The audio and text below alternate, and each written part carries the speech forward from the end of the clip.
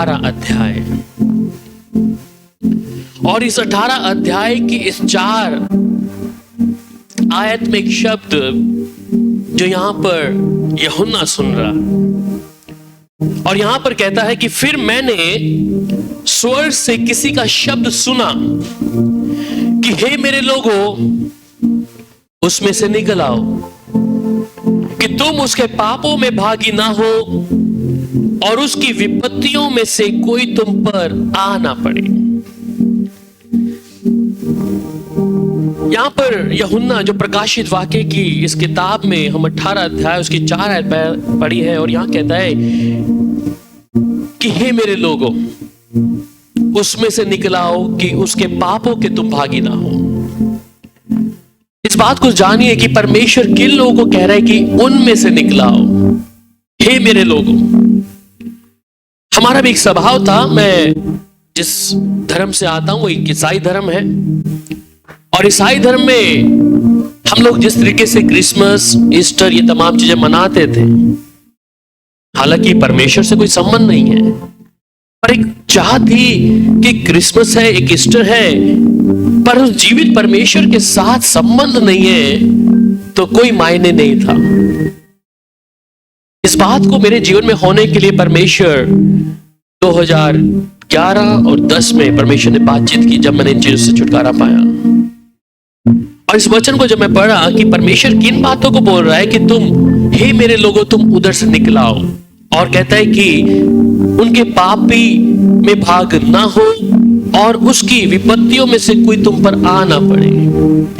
परमेश्वर आज भी उन लोगों को, क्योंकि हम सब परमेश्वर के लोग हैं, और चाहे लोग कुछ भी कर रहे हैं, परंतु परमेश्वर उन्हें अपना व्यक्ति कहता है, अपनी कलीसिया कहता है, जब तक वो अनजान है।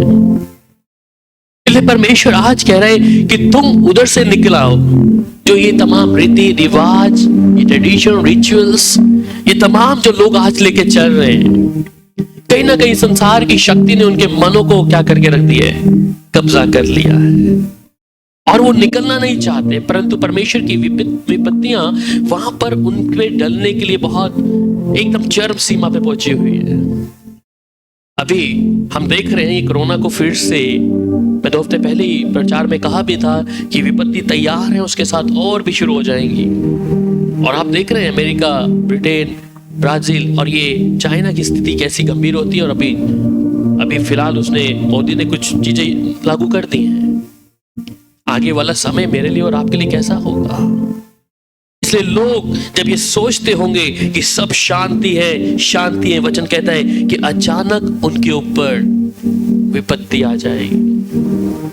इसलिए अब तक सब लोग यही कह रहे थे कि सब कुछ ठीक है, परंतु परमेश्वर के इस वचन की ओर हम ध्यान दें कि परमेश्वर को कहीं ना कहीं आज लोग, कलीसिया हो या बाहर है, वे लोग क्रोध दिला रहे हैं, और परमेश्वर की आज्ञा ना मानना ही उनके ऊपर दंड की आज्ञा परमेश्वर सुना देता है।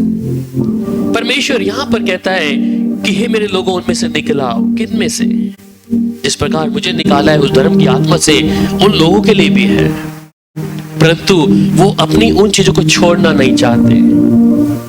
इसलिए आज बहुत सारी चीजें हैं हम परमेश्वर के वचन से सीखेंगे, और जिसमें परमेश्वर बताएगा कि क्या कारण है, क्यों है, और कैसे है कि ये सच में परमेश्वर के मुताबिक है भी या नहीं। बहुत से लोग हैं जो क्रिसमस को मनाते हैं, परंतु ये एक मूर्ति पूजा के बराबर है। और बाइबल में इसका जिक्र आता है जब हम लोग कई बार क्रिसमस ट्री, कल एक मेरे सोसाइटी का एक जो ग्रुप है उसमें एक पंडित बोल रहा है, उसका वीडियो है, कहता है कि 25 दिसंबर से पहले ये वीडियो सब तक पहुंचा दो कि लोग जो अंदर जाते हैं क्या करें, क्रिसमस ट्री ना लगाएं। कहता उसने हमारे ठाकुर को सेंटा बना दिया। मैंने कहा ठीक है, इसने तुम्हारा ठाकुर ही है वो सेंटा।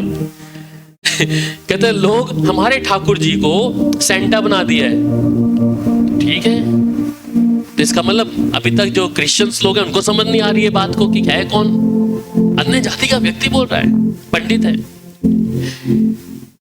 इसलिए कुछ बातों को मैं परमेश्वर के वचन से, और इसके बाद जब सभा खत्म होगी तो उसके बाद मैं चाहूंगा कि आपके कोई सवाल जवाब हो तो पूछ के जाएं, क्लियर करके जाएं, क्योंकि रिकॉर्डिंग भी चल रही है तो इन लोगों तक कलाम पहुंच जाएगा। ठीक है, यशायाह की किताब 57 अध्याय उसकी 5 आयत जब यहां पर पढ़ते हैं, द बुक ऑफ यशायाह यशाया की किताब 57 और उसकी 5 आयत।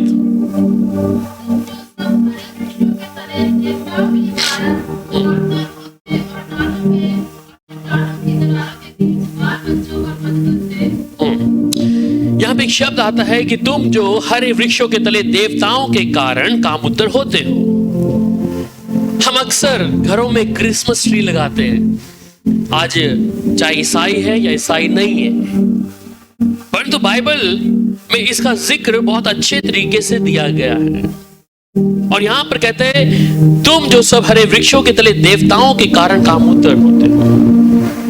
और बाइबल इस बात के बारे में जब उस क्रिसमस ट्री के विषय में भी, और यहां तक कि मैं एक परिवार में जब गए एक पासवान के घर में, तो बहुत बड़ा क्रिसमस ट्री उसने लगाया और उसमें जो बॉल्स भी लगाते हैं, बाइबल में इसके अंदर जिक्र है। पढ़ा है किसने पहले? जो बॉल लगाते हैं क्रिसमस ट्री के ऊपर टंगाने के लिए, ये उस हरे वृक्ष के बारे में बहुत सारी चीजें हैं मैं जिसके बारे में आपको बताऊंगा। और आप मेरे साथ खोलिए यिर्मयाह 2 अध्याय उसकी 20। यिर्मयाह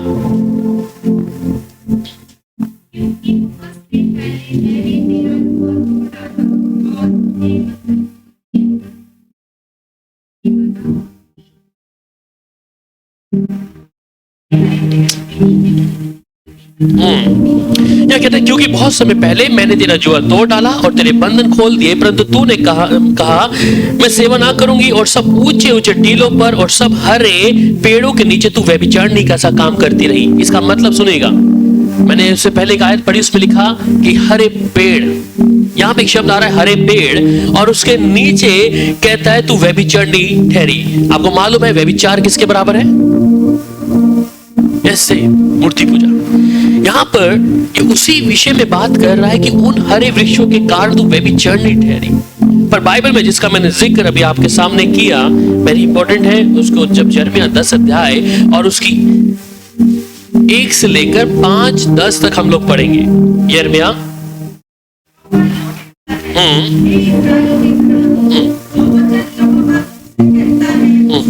सुनो, हाँ जी,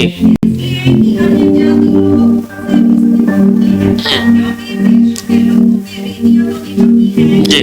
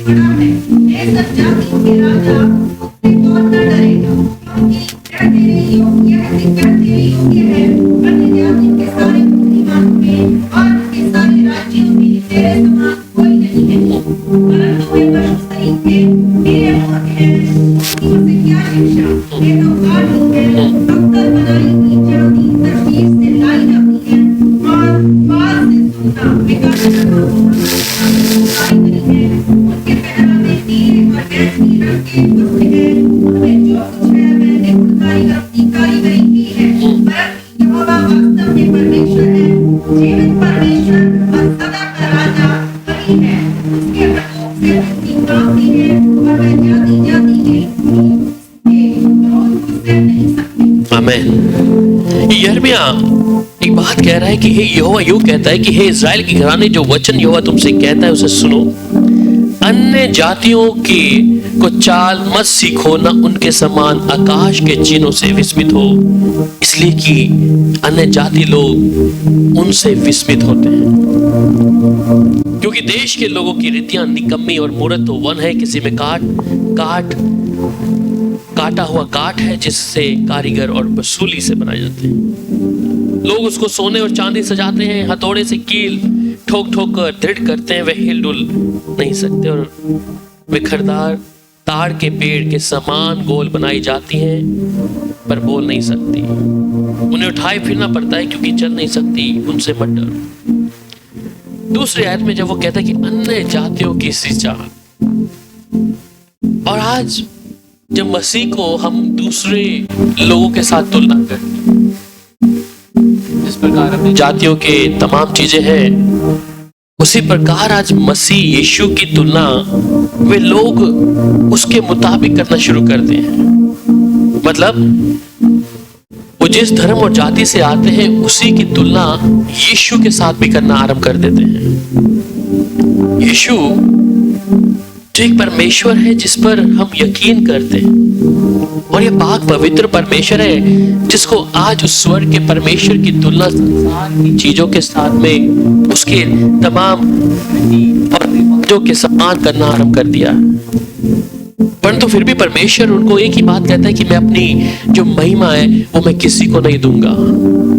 चाहे आज मनुष्य बिगड़ गया है उस स्वर्ग के परमेश्वर की, जब आप यशायाह 42 उसकी 8 में पढ़ते हैं तो वहां कहता है कि मैं अपनी महिमा किसी को नहीं दूंगा। हम क्यों अपने स्वर्ग के परमेश्वर की तुलना हम दूसरी चीजों के साथ जोड़ें? पढ़िएगा यशायाह 42 और उसका 8 आयत। मैं यहोवा हूं, मेरा नाम यही है, मैं अपनी महिमा दूसरों को नहीं दूंगा। जो स्तुति मेरे योग्य है मैं खुदी हुई मूर्तों को नहीं दूंगा।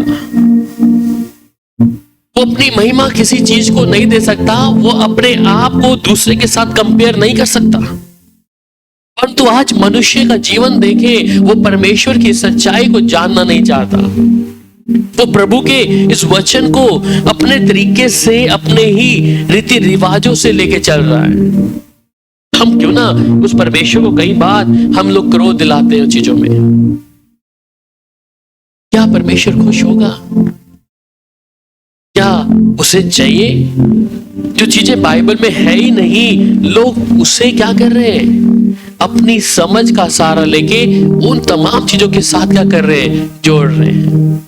और यही है परमेश्वर के वचन में बढ़ाना। इसलिए वो साफ और सरल शब्दों में इस बात को कहता है कि मैं अपनी महिमा किसी को नहीं दूंगा। हम उस परमेश्वर की तुलना कैसे कर सकते हैं? वहां पर फिर इफिसियों 4 अध्याय और उसकी 17 आयत में यहां कहता है, इसलिए मैं ये कहता हूं और प्रभु में जताए देता हूं कि जैसे अन्य जाति के लोग अपने मन की अनर्थ की रीति पर चलते हैं, तुम अब से फिर ऐसे ना चलो। ठीक है, कहते हैं कि इसलिए मैं कहता हूं कि प्रभु मैं ये जताए देता हूं कि जैसे अन्य जाति के लोग अपने मन की अनर्थ की रीतियों पर चलते हैं। 4:17 कहते हैं कि तुम अब से फिर ऐसे ना चलो। हमें अलग किया गया है, हमारा स्वभाव अलग है, हमारी बातचीत अलग है। परमेश्वर हमें अलग किया है, परंतु हम उस स्वर्ग के परमेश्वर को कैसे, उस यहोवा परमेश्वर को कैसे एक जर्नी में जाकर हम डाल देते हैं वहां पर और कहते हैं कि यही प्रभु है। बाइबल में अक्सर हम लोग देखते हैं बहुत सी चीजें हैं जिसे हमें क्रिसमस के बारे में जिक्र नहीं मिलता है। मुझे एक बात का उत्तर दें कि यीशु को जब देखने जा रहे थे तो कितने गडरिए थे? हाँ, गडरिए।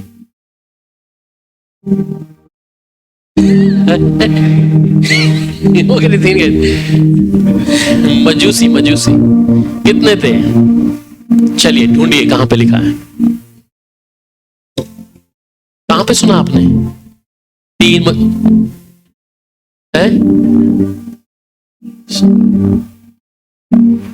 नहीं, फिर बाइबल में कहा है कि 3 है? बाइबल में कहां लिखा है कि 3 है? कितने थे?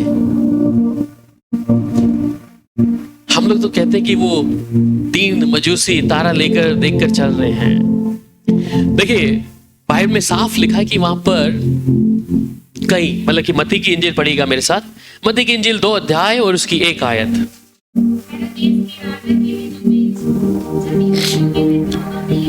बैतलहम, लहामानी बैतलहम, पूर्व तरफ से कई ज्योतिषी आए यरूशलेम में आकर पूछने लगे। सो बाइबल में कहीं पर ऐसा नहीं लिखा कि 3, वो कई ज्योतिषी लोग देखकर आए, क्योंकि पंडित लोग हैं।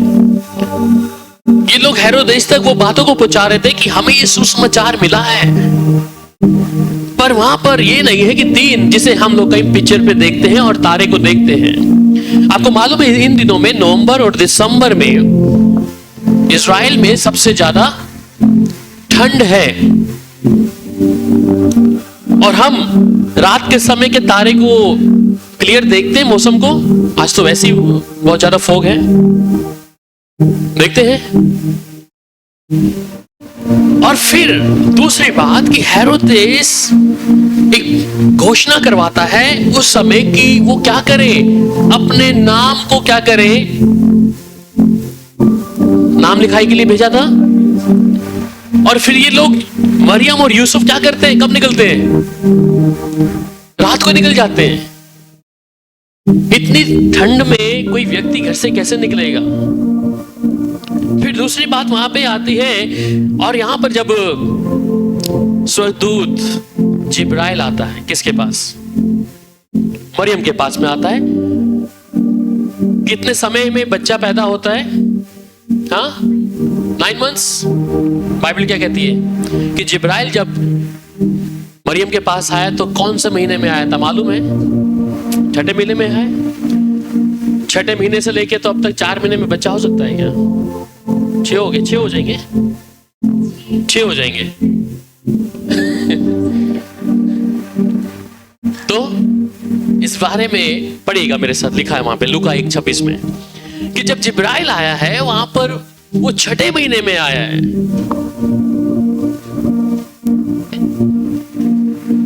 पढ़ी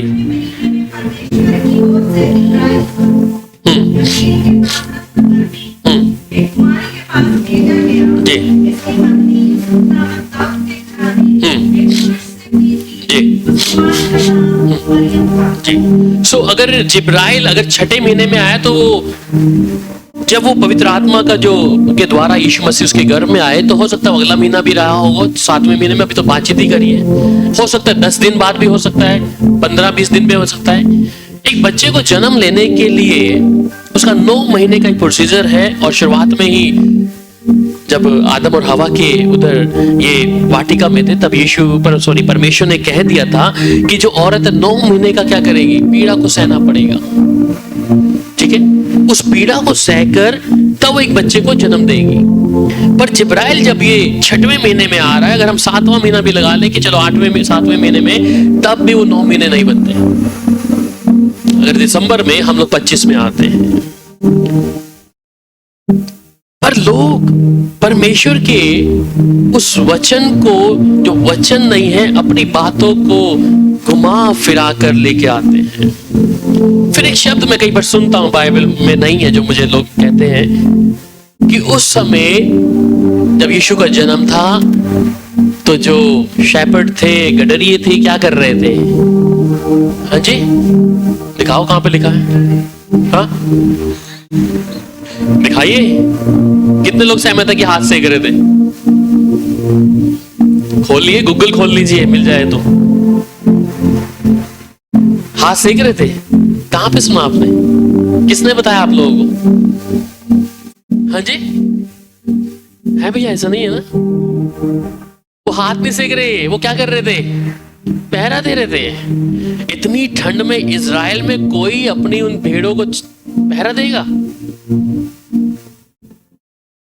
देखिए, ये सिंपल सी चीजें, मनुष्य के पास बाइबल है, बाइबल में सब कुछ लिखा है, परंतु लोग मानने के लिए तैयार नहीं है। वो पहरा दे रहे थे, वो लोग हाथ नहीं सेक रहे थे जब उस बातचीत उनको चलती है आपस में। हम किस प्रकार परमेश्वर के वचन को वचन ना रहते हुए उसको सिर्फ अपनी समझ का सहारा लेके बना देते हैं, और इन बातों से परमेश्वर खुश नहीं होता है। इसलिए वो कहते हैं कि आसमान को जुए में ना जूतो, अन्य जातियों के साथ में। पढ़िएगा मेरे साथ 2 कुरिन्थियों 6 अध्याय और उसकी 14 आयत को। हम लोग आसमान को जूझ रहे हैं। अविश्वासियों के साथ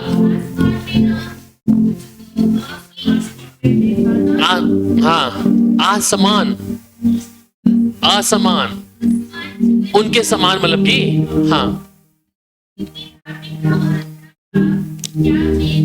यस। सो ये क्या कह रहा है कि वहां पर कि तुम अन्य जातियों को या अविश्वासियों को, अब अविश्वासी बोला है यहां पर, अविश्वासी कौन लोग हैं? अन्य जाति लिखा है, अविश्वासी लिखा है? अन्य जाति तो नहीं लिखा। अविश्वासी कौन है? कौन है वो लोग? हम में से निकले हैं। वो अविश्वासी वो नहीं, एक होता है विश्वासी, एक होता है अविश्वासी, एक होता है अन्य जाति। अन्य जाति अविश्वासी नहीं कह सकते उसको हम लोग, इसलिए हम उसे अन्य जाति कहा जाता है उसको, कि प्रभु को जानते नहीं है। पर ये विश्वास रखने के बाद अविश्वासी हो गए, इसलिए कह रहे हैं कि अविश्वासियों के साथ आसमानों को आसमान। हिंदी के टीचर है इसलिए इनको पता है। टीचर है ना इसलिए हमारा प्रोनाउंसिएशन शायद ऐसा होगा। आसमान है ना, आसमान। आसमान क्या है? मत जूतो, मतलब कि हम उनके साथ वैसी तुलना ना करने लग जाएं विश्वासियों के साथ में कि चलो सब कुछ ठीक ही है, मना लेने दे, कोई क्रिसमस की जानता है। नहीं, परमेश्वर, उस स्वर्ग के परमेश्वर को हम लोग रीस दिला रहे हैं। बाइबल में परमेश्वर इस बारे में क्या बोलते हैं आपको मालूम है? मरकुस 7 अध्याय उसकी 9 आयत में। इस मरकुस 7 अध्याय उसकी 9 आयत में अगर आप पढ़ते हैं और इसमें साफ शब्दों में कहता है, हाँ हाँ हाँ, आमीन। सो कहते हैं, और उसने उनसे कहा कि तुम अपनी रीतियों को मनाने के लिए परमेश्वर की आज्ञा कैसे अच्छी तरह से टाल देते हो। कोई नहीं, रीति है यहाँ पे मेरे इसमें आईपैड में रीति, आप लोग वही रखिएगा, ठीक है। तो यहाँ कह रहा है कि तुम अपनी रीतियों को मनाने के लिए या परंपराओं को मनाने के लिए। तो ये परंपराएं हैं। परंपराएं क्या है? कितने सालों से लोग क्रिसमस रोमन से शुरू हुआ था, निम्रोद के समय से, समीरा हंस के टाइम से। उसके बारे में आप पैगन के बारे में पढ़ चुके हैं, पहले मैंने ऑडियो वीडियो भेजा हुआ है, उसके बारे में नहीं जाएंगे। ये तब से लोग क्या कर रहे हैं? एक परंपरा बना दी है जो बाइबल में है ही नहीं। मैं साफ कहता हूं, हम इस बात से इनकार नहीं करते कि यीशु का जन्म नहीं हुआ, पर यीशु क्या कहता है? मैं आरंभ से हूं।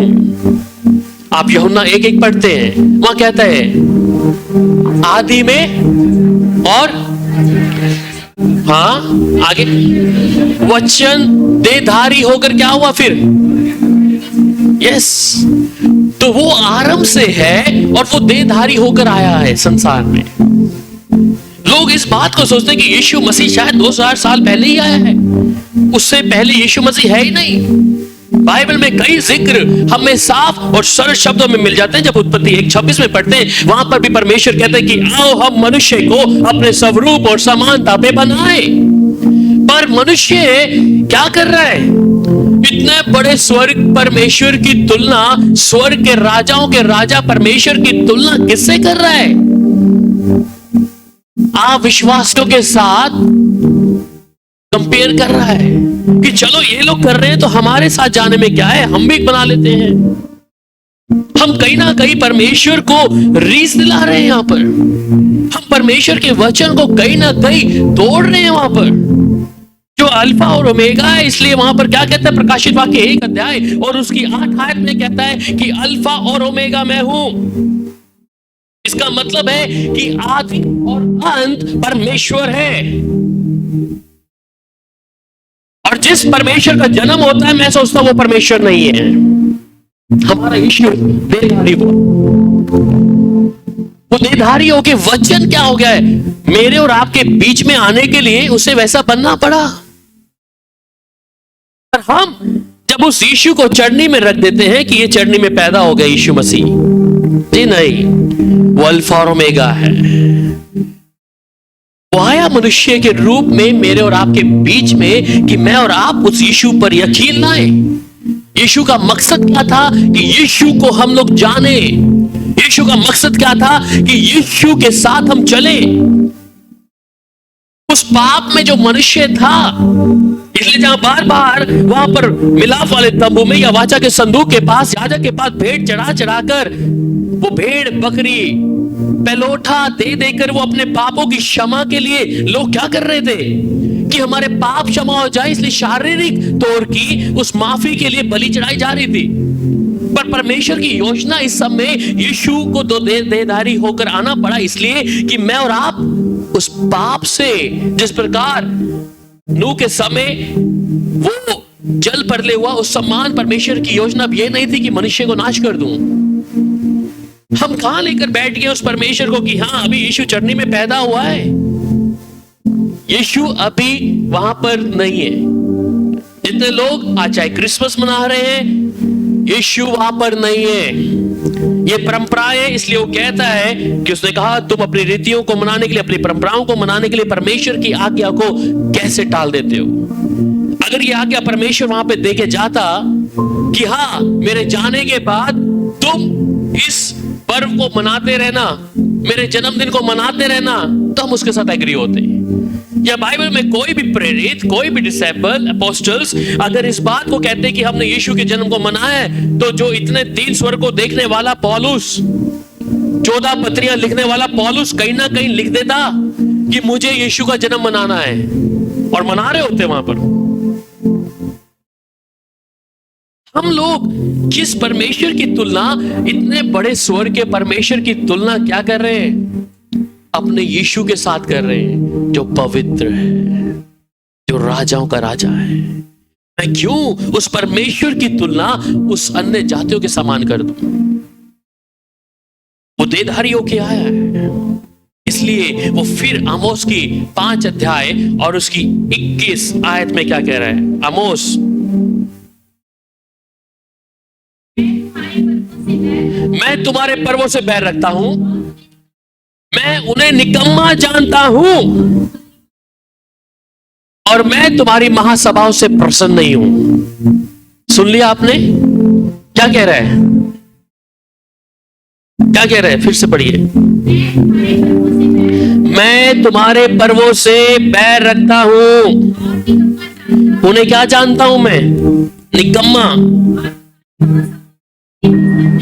मैं तुम्हारी महासभाओं से प्रसन्न नहीं हूं। आज दुनिया भीड़ लगी है क्रिसमस ट्री लगाने के लिए, वो करने के लिए, वो करने के लिए, पर परमेश्वर क्या कह रहा है? मैं प्रसन्न नहीं हूं तुम्हारे पर्वों से। मैं 5:21 आमोस, मैं तुम्हारे पर्वों से क्या कर रहा हूं? बैर रखता हूं। अब जिस पर्वों से परमेश्वर बैर कर रहा है और आप क्या कर रहे हैं? लगे जो चीजें परमेश्वर के आप विपरीत जाएंगे, परमेश्वर के अगेंस्ट जाएंगे, क्या आप कभी खुश रह पाएंगे? अगर आप परमेश्वर से की आज्ञा के अनुसार उसके वचन को आप तोड़ देंगे, क्या आप जीवन में शांति पाएंगे? जिस परमेश्वर ने, वो क्या कह रहा है कि मैं तुम्हारे पर्वों से बैर रखता हूं, तुम्हारी और उन्हें निकम्मा जानता हूं, और तुम्हारी महासभा से मैं प्रसन्न नहीं हूं। तुम जितना मर्जी हुल्लड़ डालो, जितना मर्जी, वो क्या बोलते हैं वहां पर, ये अभी जो लोगों ने निकाली, हाँ जी, जलूस है वो, जलूस उन्होंने किया था पहले दशहरे पे, तो इन्होंने अब यहां कर लिया। निकलती है ना झांकियां, वो जुलूस है, ये लोग भी करना शुरू करते हैं। यही है हम अविश्वासियों के साथ क्या कर रहे हैं? आसमानों के साथ जुआ जीत रहे हैं, हाँ? जोत रहे हैं। सॉरी। हम उस परमेश्वर की तुलना किससे कर रहे हैं? आपका परमेश्वर को जुलूस थोड़ी ना दिखाने की जरूरत है वहां पे। इसलिए वो कहते हैं मैं तुम्हारी महासभाओं से भी आप प्रसन्न नहीं हूं मैं तुम्हारे से। मैं अपने परमेश्वर को कैसे रीस दिला दूं? मैं अपने परमेश्वर के खिलाफ कैसे चला जाऊं? और फिर वो आगे मत्ती 15 अध्याय उसकी कुलुसियों 2 की 8 पढ़िएगा पहले। कुलुसियों 2 अध्याय उसकी 8।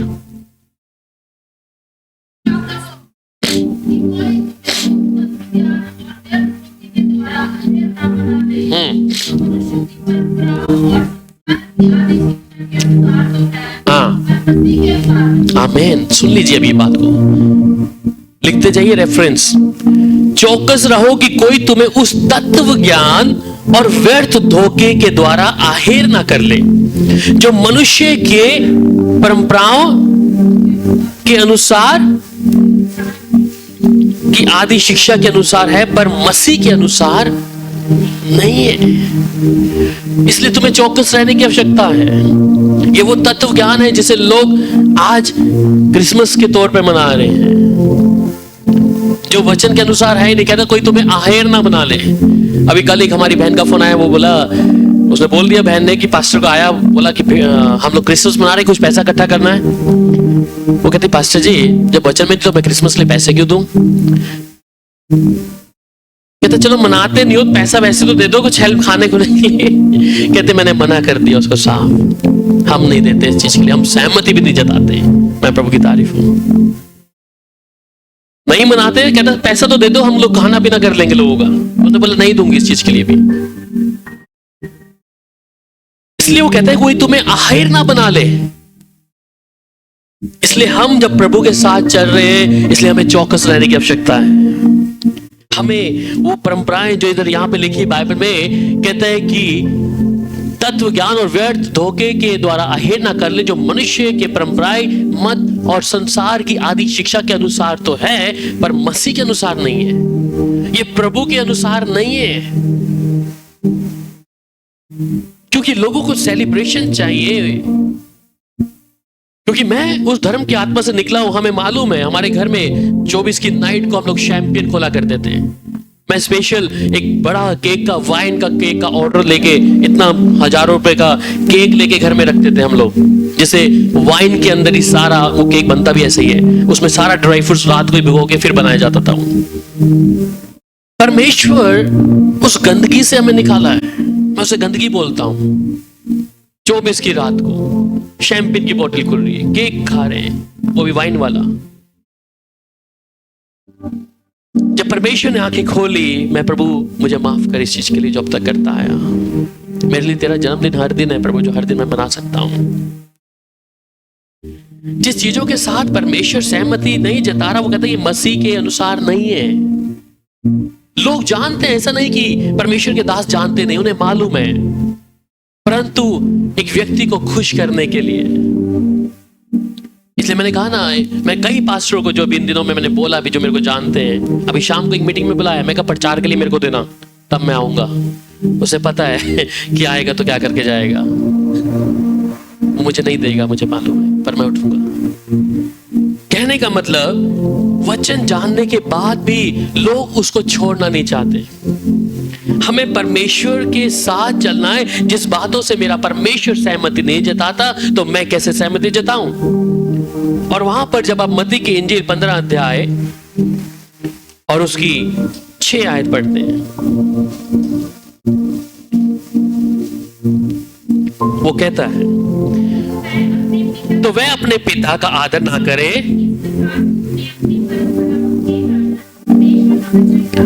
यस, तो वह अपने पिता का आदर ना करे, तो तुमने अपने परंपराओं के कारण क्या कर दिया है?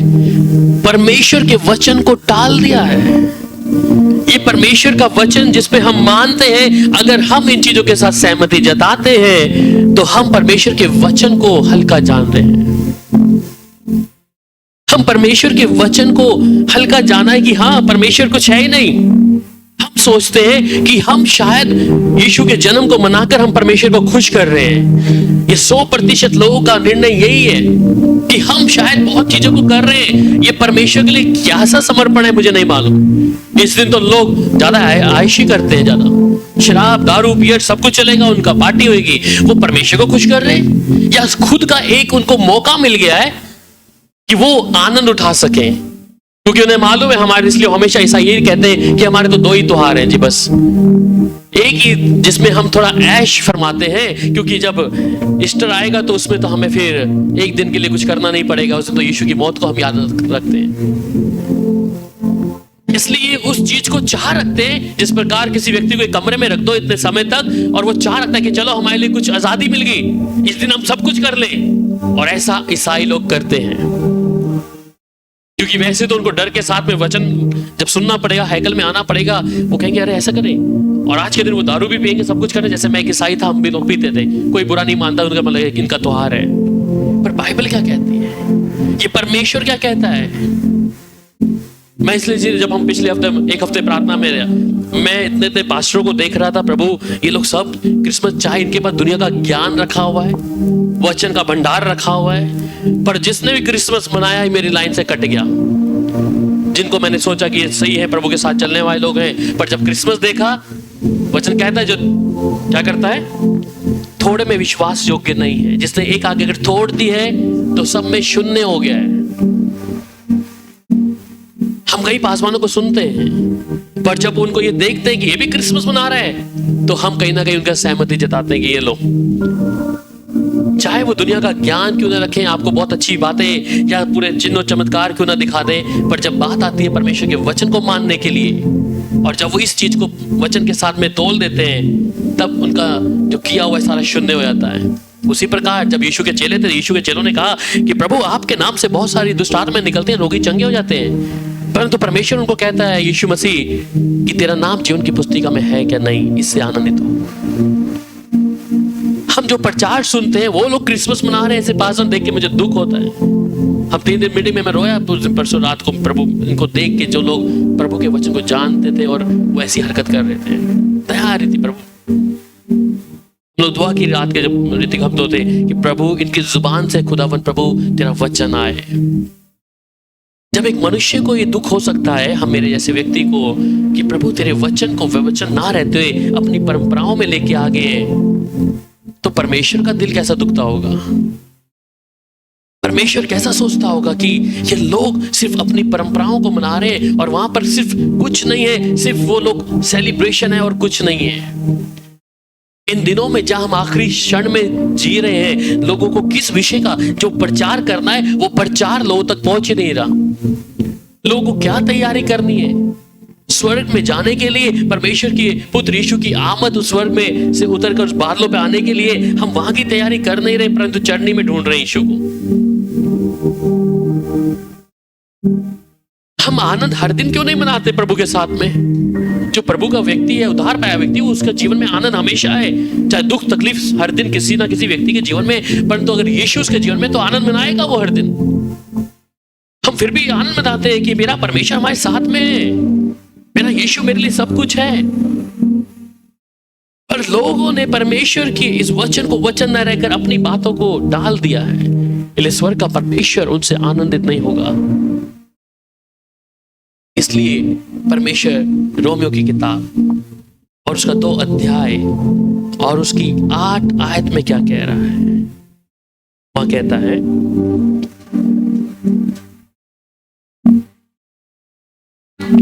जो विवादी है और सत्य को नहीं मानते वरन अधर्म को मानते हैं, उन पर क्रोध और कोप पड़ेगा। जो विवादी हैं, विवादी मतलब हमने वो स्टेटस लगाया, निशा ने लगाया था स्टेटस को, एक लड़का बोला कि उसको वीडियो भेज दिया ऐसा करके कि तुम ये वीडियो देख लो, तुम क्रिसमस में तुम पेन पेंसिल लेके बैठो, तुमको शिक्षा की जरूरत है, ऐसा बोला उसको। ये लोग विवादी हैं, ऐसे लोग।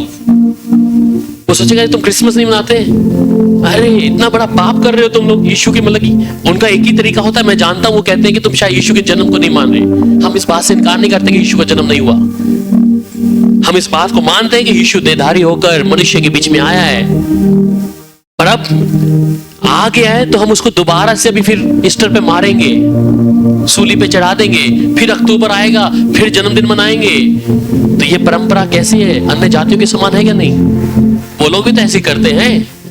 बुराई का अंत हो गया, जला दिया, फिर आ गया अगली बार। हाँ, तो हम अपने परमेश्वर की तुलना किससे कर रहे हैं? उस अन्य जातियों के समान पे कर रहे हैं। इसलिए कहता है, पर जो विवादी हैं और सत्य को नहीं मानते वरन अधर्म को मानते हैं, उन पर क्रोध और कोप पड़ेगा। जो वचन को जानने के बाद मान नहीं रहे, परमेश्वर उनके ऊपर रख दिया है कि हाँ तू इसी लायक है, तू इसी लायक है। क्योंकि बाइबल में साफ लिखता है, प्रकाशित वाक्य की 22 अध्याय उसकी 18 और 19 आयतों में, मैं हर एक को जो इस पुस्तक की भविष्यवाणी को सुनता है, हाँ,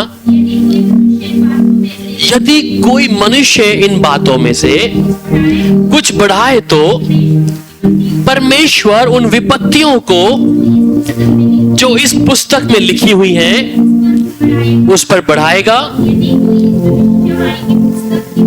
जे यदि कोई निकाल देगा,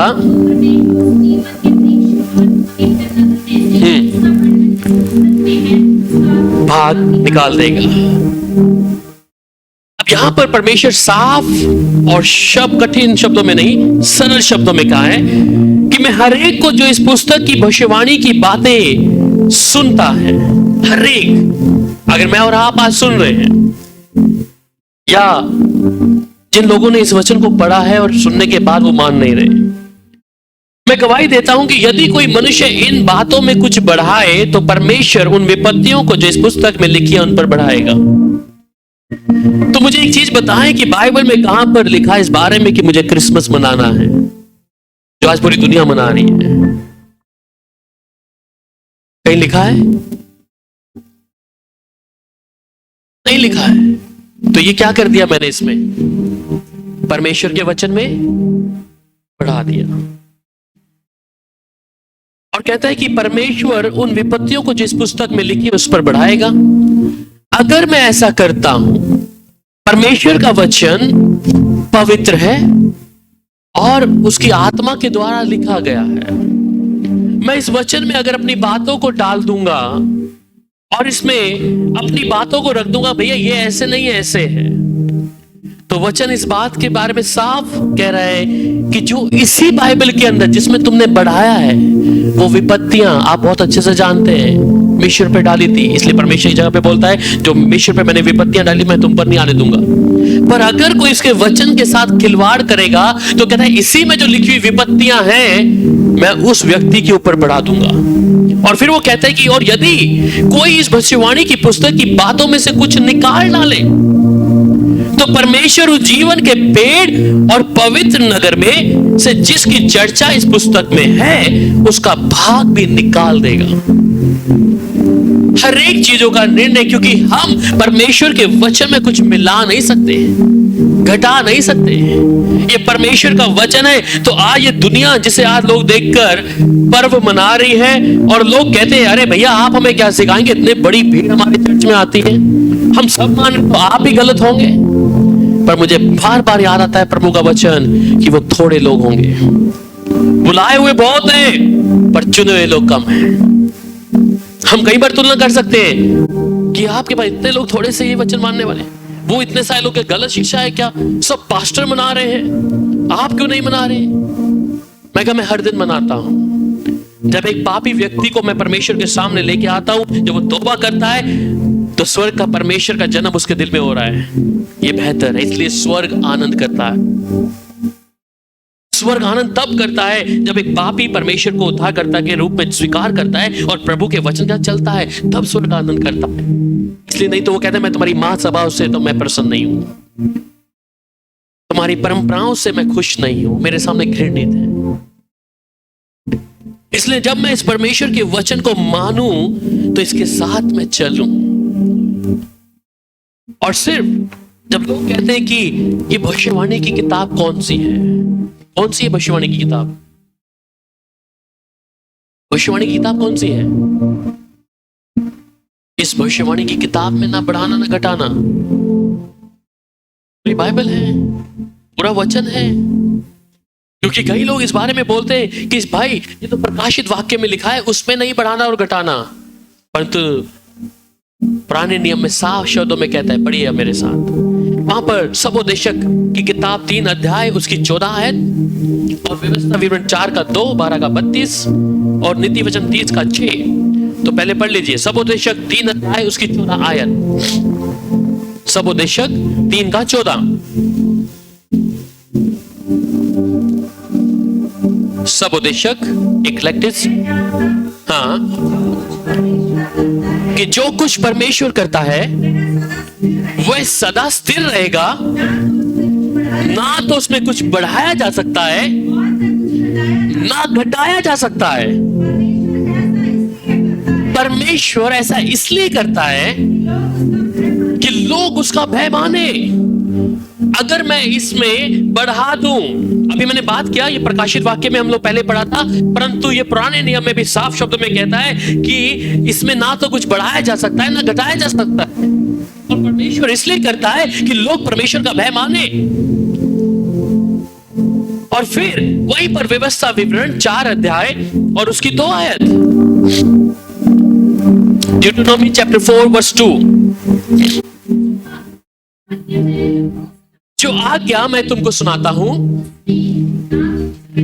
उसमें ना तो कुछ बढ़ाना ना कुछ घटाना, तुम्हारा परमेश्वर यहोवा को, कि जो जो आज्ञा मैं तुम्हें सुनाता हूं उन्हें तुम मानना।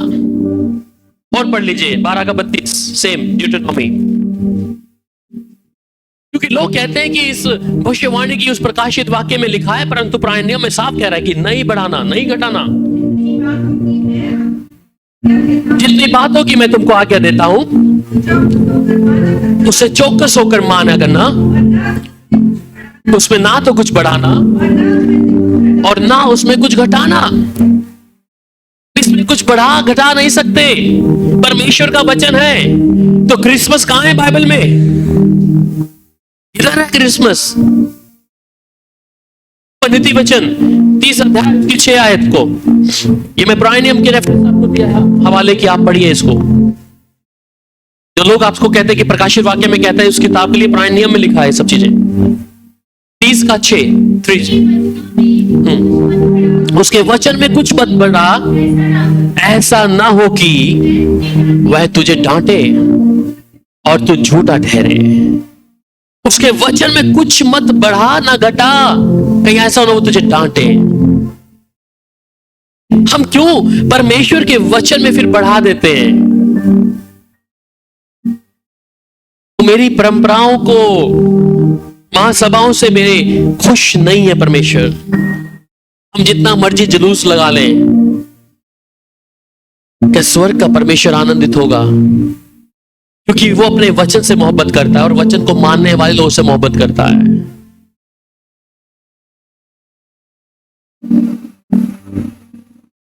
इसलिए मेरे लिए और आपके लिए जरूरी है। और वो कहता है दूसरा थिस्सलुनीकियों 2 अध्याय की 15 में कि तुम स्थिर रहो इसमें। दूसरा थिस्सलुनीकियों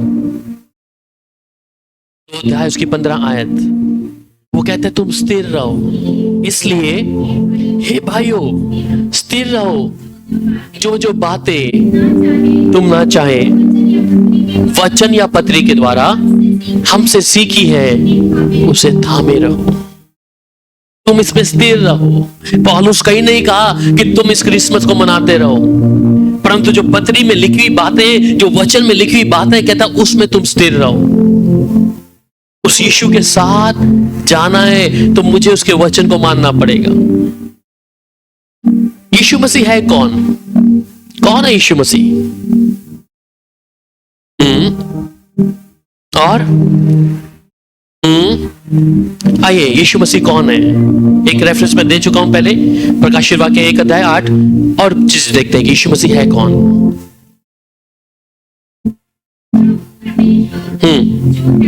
जो है, जो था, हाँ हाँ जी, मैं ही अल्फा और ओमेगा। क्या कह रहा है? शुरुआत में आपने पढ़ा है, फिर से पढ़िए। प्रभु परमेश्वर जो है, आप सुन लिए, जो था, बस रुकिए जरा, जो था कौन और जो आने वाला है, अब था मतलब वो शुरुआत में था, परंतु 25 दिसंबर में नहीं था। और जो आने वाला है वो कैसे आ रहा है? अभी वो बादलों पे आ रहा है। वो इस समय जर्नी में नहीं है। मुझे तैयारी क्या करनी है? जो था और जो है, जो आने वाला है। आने वाला वो बच्चे के रूप में नहीं है, अभी वो बादलों पे आ रहा है। इसलिए वो आगे क्या कह रहा है? मैं अल्फा और ओमेगा हूं, मैं शुरुआत हूं, मैं अंत भी हूं। वो शुरुआत और अंत है। पर मनुष्य क्या कह रहा है? यीशु 2000 साल पहले आया है और अभी भी उसको बच्चे के समान देखना चाह रहे हैं। पर यीशु अभी वैसा नहीं दिख रहा। जिस यूहन्ना के साथ यीशु दिखाई दिया, चला फिरा, तो यूहन्ना का जब उसमें प्रकाशित वाक्य हम जाते हैं 1 अध्याय में, वहां यीशु को कैसा देख रहा है? वो मालूम है? 1 अध्याय 12, 13, 14, 15 पढ़ते हैं, वो यीशु को कैसा देख रहा है यूहन्ना? उसके बाल कैसे हैं? पाले के समान। आंखें कैसी हैं? और जब बोल रहा है तो क्या हो रहा है? 2 धाई तलवार निकल रही है एकदम से। और पैर कैसे हैं उसके? भट्टी में तपाए ऐसे तांबे के समान है। पीतल है, तांबा है, पीतल के समान है कहता। और कहता जब मैंने यीशु को देखा, मैं औधे मुंह पड़ गया। उस यीशु को आप चढ़नी में लेके आ रहे हैं इस समय। जो यीशु के साथ चला फिरा व्यक्ति यीशु के इस अलौकिक रूप को देखकर क्या कह रहा है? वो औधे मुंह पड़ गया, देख नहीं पाया यीशु को। आज लोग मजाक कर रहे हैं, यीशु को जलूस निकाल रहे हैं, बीच में वो सेंटा भी डाल दिया। हाँ, ये यीशु की तौहीन है, परमेश्वर की तौहीन है। स्वर्ग के परमेश्वर की तुलना किससे कर रहे हैं? न्याय के दिन ये सबको जवाब देना पड़ेगा। और जो इसके भागी हैं, इसलिए वहां पे मैंने पहले बताया प्रकाशित वाक्य 18 अध्याय उसकी 4 आयत में कि निकलाओ तुम लोग उधर से, निकलाओ। परंतु लोग वही रहना चाहते हैं। हमारा पास्टर ठीक है, क्रिसमस मना रहे हैं, अच्छा ये ठीक है, क्योंकि वो प्रभु को नहीं देख रहे, वचन नहीं देख रहे। किसको देख रहे हैं? पास्टर को देख रहे हैं। पास्टर भी बना रहा है, अपोस्टल भी बना रहा है, प्रॉफिट भी बना रहा है, तो ये ठीक है। पर प्रभु यीशु मसीह क्या कह रहा है वचन में? क्या कह रहा है प्रभु? निकला वहां से, क्योंकि वो विपत्ति परमेश्वर वहां डालने वाला है। और इनका जो सर्वनाश जब होगा, हो सकता है शारीरिक तौर पे हम यहाँ ना देखें, पर जब हमें परमेश्वर अपने राज्य में लेके जाएगा, उस स्वर में रखेगा, तब हम देखेंगे। और बहुत भीड़ होगी। जिस प्रकार ये चर्चिस तमाम लोग भीड़ भरी है ना, उसी तरीके से वहां पर क्या होगा? नरक के लिए वो भीड़ बहुत ज्यादा होगी। इसलिए कहता है कि वहां थोड़े लोग होंगे जो परमेश्वर के राज्य में जाएंगे, वो कम लोग होंगे। इसलिए यीशु यह कह रहा है कि वो अल्फा और ओमेगा है। मैं उस परमेश्वर की तुलना कह रहा हूं कि अभी पैदा होने वाला है। 24 की रात 12, अरे जैसे घर में बच्चा पैदा होता है वैसे हमने उसको बना दिया है। हमारा जन्मदिन हम लोग रात को 12 बजे कई लोग सेलिब्रेट करते हैं, वैसे यीशु का जन्म सेलिब्रेट करना शुरू कर दिया है। किसके साथ तुलना कर रहे हैं? स्वर्ग के परमेश्वर। खेल है कोई? मजाक है? उस परमेश्वर की तुलना हम कैसे कर रहे हैं? अपने साथ कर रहे हैं। इसलिए वो कहता है मेरी गति और तुम्हारी गति में जमीन आसमान का फर्क है। मैं अपने परमेश्वर को जो पवित्र है, जिसके सामने दूत भी आकर अपने आप को झुका लेते हैं, देखने की इच्छा नहीं करते, उसके बेटे को क्या करके रख रहा है वो लोग? हमारे जैसा बना दिया यीशु को। वो हमारे जैसा नहीं है। हमारे जैसा तो यूहन्ना कैसे उधर मुंह गिर जाता उसको देखकर, ऐसा पराक्रमी रूप देखकर उसका, जो यूहन्ना चला यीशु के साथ में। आज हम उस परमेश्वर की तुलना किस प्रकार कर रहे हैं? मैं जानता हूं कि परमेश्वर हमें स्वतंत्र किया है। परमेश्वर हमें जितनी स्वतंत्रता मसीह में आने के लिए बात दिया है और कहीं नहीं मिलती, हम फिर भी वो परमेश्वर है। हम उसको कैसे समझ सकते हैं कि वो हमारे जैसे ही ऐसे ही है? हमारा परमेश्वर झूठ नहीं बोलता, वो दारू नहीं पीता। आज मसीह लोग भी क्या है, नाम के पीछे मसीह है, परंतु दारू पीने वाला व्यक्ति भी मसीह है, झूठ देखने करने वाला बोलने वाला भी व्यक्ति मसीह है, पाप करने वाला व्यक्ति भी मसीह है। मसीह ऐसा नहीं है। यीशु मसीह ही is the Messiah, is the anointed one. उस अभिषेक परमेश्वर को हम अपने परमेश्वर की तुलना बिल्कुल भी ना करें। मैं चाहता हूं कि आपके अंदर जलन हो प्रभु के लिए। पिनास के अंदर जलन थी। हारून का पोता है, एलियाजर का बेटा है याजक का। क्या जलन हुई मालूम है आपको? उसको पिनास को क्या जलन हुई? उसे जलन हुई जब उस जगह पर, उस पवित्र जगह पर जो परमेश्वर का इज़राइल था, वहां एक ऐसी व्यभिचारिणी औरत आ गई जिसके द्वारा पाप फैल रहा था। वो मरी खा रही थी। पिनास को पता लगता है कि हाँ, ये इसी वजह से हुई है। और जहां वो जिस आदमी के साथ होती है और कितने लोगों के अंदर वो मरी, वो बीमारी आ चुकी थी। और ये पिनास जलन होती है कि ये हमारी धरती पे आकर कैसे पाप कर रही है। जाके बर्छी उठाना, पेट में मारता है उसके, उस आदमी के भी, औरत के भी। और जैसा वो करता है, वो मरी, वो बीमारी वहीं रुक जाती है। और परमेश्वर उसे कहता है कि पिनास को जो मेरे लिए जलन हुई है, वो मैंने किसी के अंदर नहीं देखी। हमें अपने परमेश्वर के लिए जलन होना है कि मेरे परमेश्वर की तुलना कैसे कर देते हैं लोग, जलूस में कैसे कर देते हैं। जिस यीशु की आमद वो बादलों पे होने वाली है, मैं अपने यीशु को आज उस सेंटा के साथ में उसकी गोदी में बिठा के घुमा रहा हूं। हाँ, सेंटा गोदी में यीशु का तस्वीर बना के चल रहा है। मैं कैसे तुलना कर लूं? मैं कैसे अपने परमेश्वर की जो परम पवित्र है, पाक है, उसकी तुलना मैं कैसे कर दूं? जो था, जो है, जो आएगा, जो अल्फा है, ओमेगा है, मैं कैसे उसकी तुलना कर दूं? पढ़िए मेरे साथ यशायाह नबी की किताब और उसका 44 अध्याय, उसकी 6 आयत।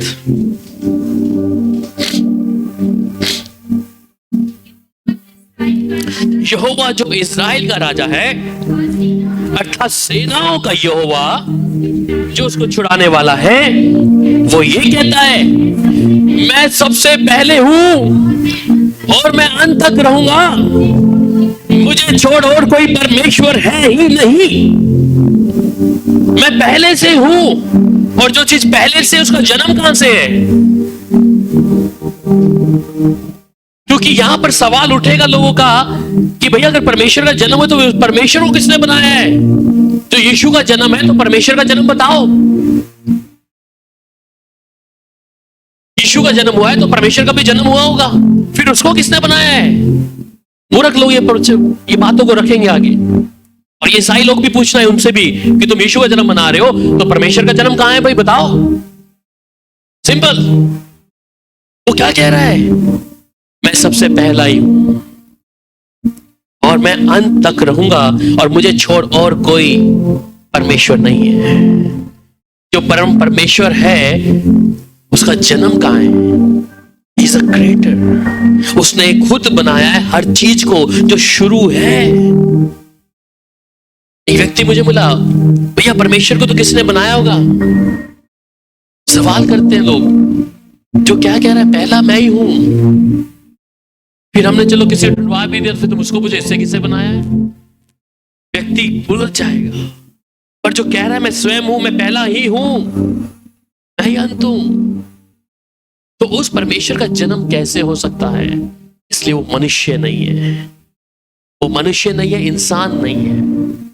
पढ़िएगा प्रकाशित वाक्य 21 अध्याय, उसकी 6 आयत।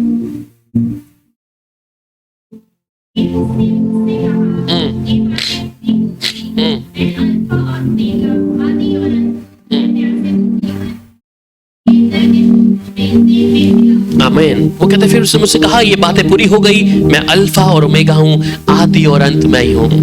He is the beginning and he is the end. I will give you unto him that। इसलिए वो परमेश्वर क्या है? अल्फा और ओमेगा है। और फिर वहीं पर प्रकाशित वाक्य 22 अध्याय और उसकी 13 आयत।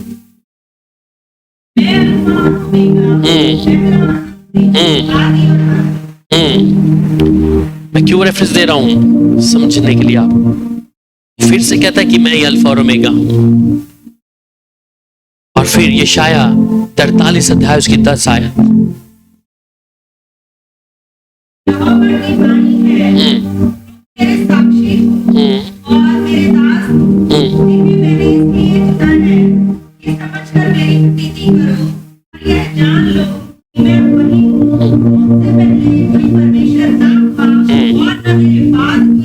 आमीन।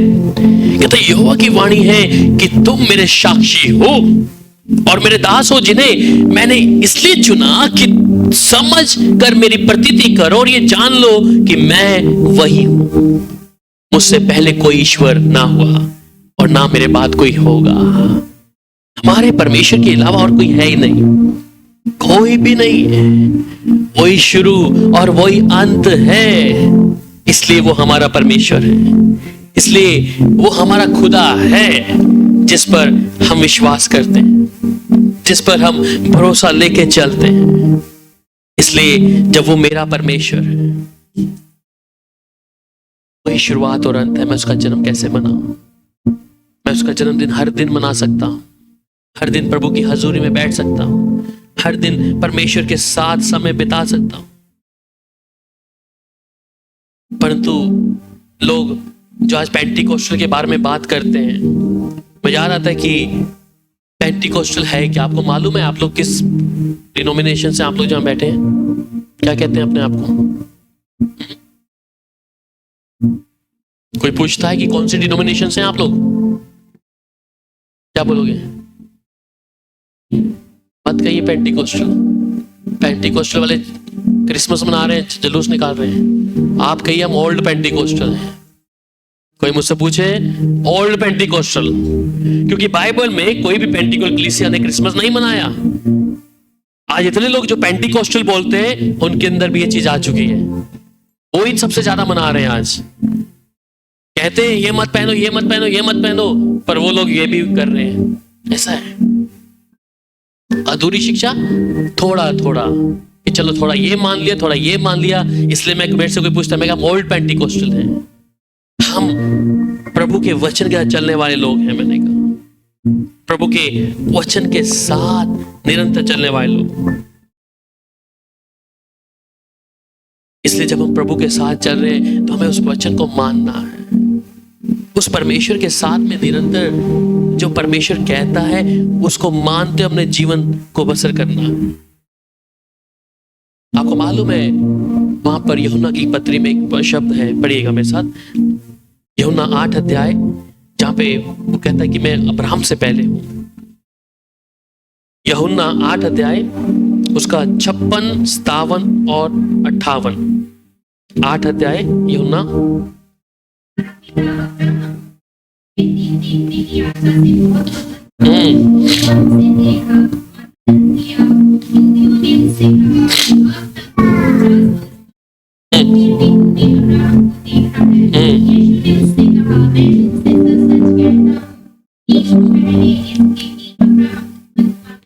आमीन।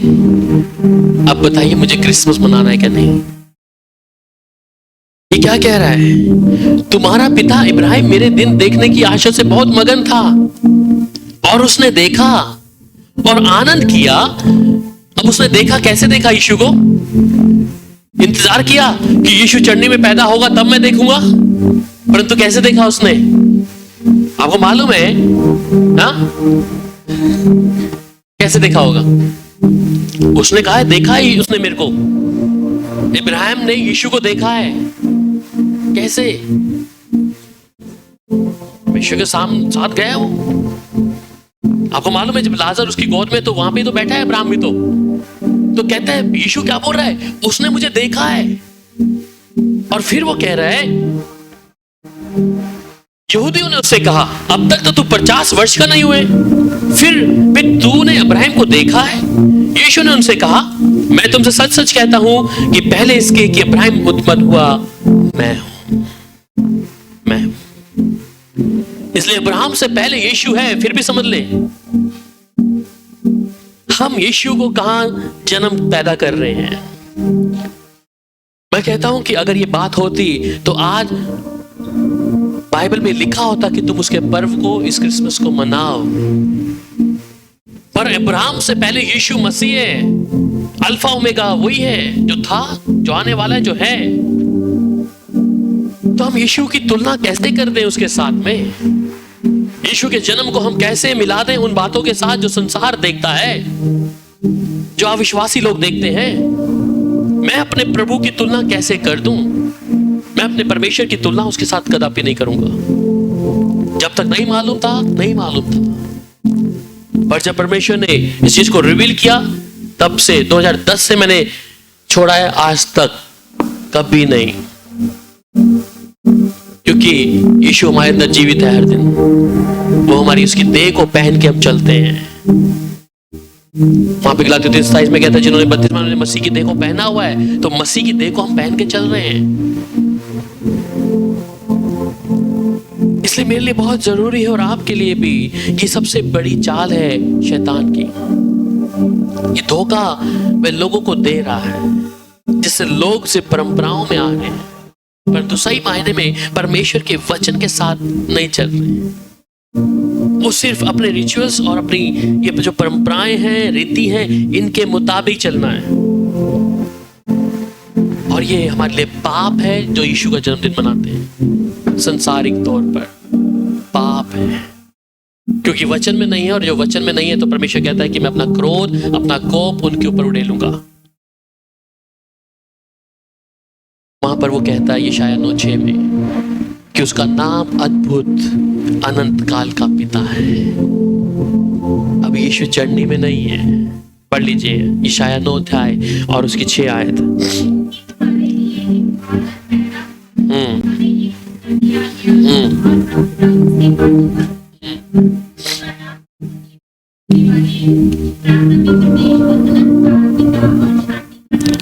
वो अनंत काल का पिता है, वो हमारा खुदा है।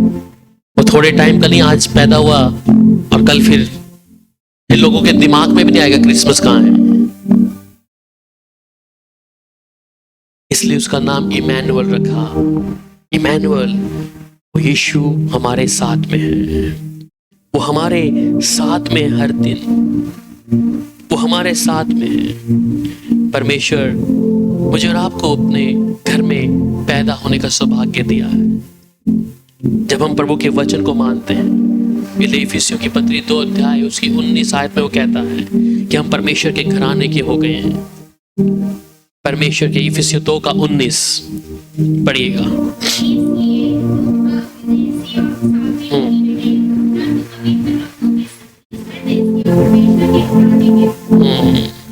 अब हम परमेश्वर के घराने के लोग हैं, पर कब?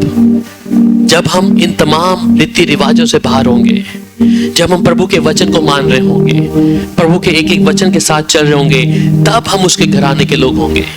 पर अगर आज हम उस भीड़ के समान जो आज दुनिया मना रही है, भ्रम में है, अगर आज यीशु सच में अगर आ जाए, तो आपको लगता है कि ये लोग क्या प्रभु के साथ जाएंगे?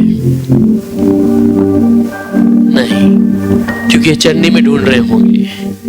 आज बहुत से लोग हैं, यीशु को भी चेहरा देखते या तस्वीरें रखते तो सोचते हैं ऐसा यीशु होगा। ऐसा नहीं है। हम ढूंढेंगे यीशु को जैसा, क्योंकि हमने तस्वीरें वैसे देखी, पर जो चेहरा उसका होगा देखने वाला, हम कहेंगे ये शायद नहीं है, यीशु भ्रम में है, और वो छोड़ देगा उनको इस धरती पे, क्योंकि यकीन करना यहाँ पर। इसलिए जब हम प्रभु के वचन को मानते तो हम उसके घराने के हैं। प्रभु के साथ चल रहे हैं तो उसके घराने के लिए। इसलिए हम इस बात को हमेशा ध्यान रखें कि प्रभु में रीति रिवाजों में नहीं, मेरा यीशु मेरे अंदर हर दिन है। मैं उसकी तुलना संसार के लोगों के साथ बिल्कुल ना करूं, और जो चीज वचन में है नहीं उसे कभी मत माने, कभी मत माने। चाहे कितना बड़ा प्रभु का दास, प्रॉफिट या कोई भी अपोस्टल या बड़ी भीड़ हो, कभी भी सहमति मत जताएं, कभी भी। शायद हो सकता है उस व्यक्ति को तो आप खुश कर देंगे, परंतु स्वर्ग के परमेश्वर के सामने आप दोषी करार हो जाएंगे, क्योंकि हमने मनुष्य को खुश करने के लिए परमेश्वर के सामने हम दोषी ठहरेंगे। इसलिए प्रभु के साथ चले, प्रभु के वचन में रहे। जब दिन बुरे हैं, और शुरुआत उस दस्तक को फिर से प्रभु ने कर दिया है, इसलिए हमारी गिनती उस चुने में हो, ये हमारे लिए बेहतर है। बुलाए हुए बहुत होंगे, बहुत भीड़ होगी, पर उनमें से चुने हुए लोग बहुत कम लोग होंगे। और मैं विश्वास करता हूँ कि प्रभु आप सबको इसलिए लाया है कि आप चुने हुए हैं। जो प्रभु दया मुझ पर किया, आप पर भी किया है।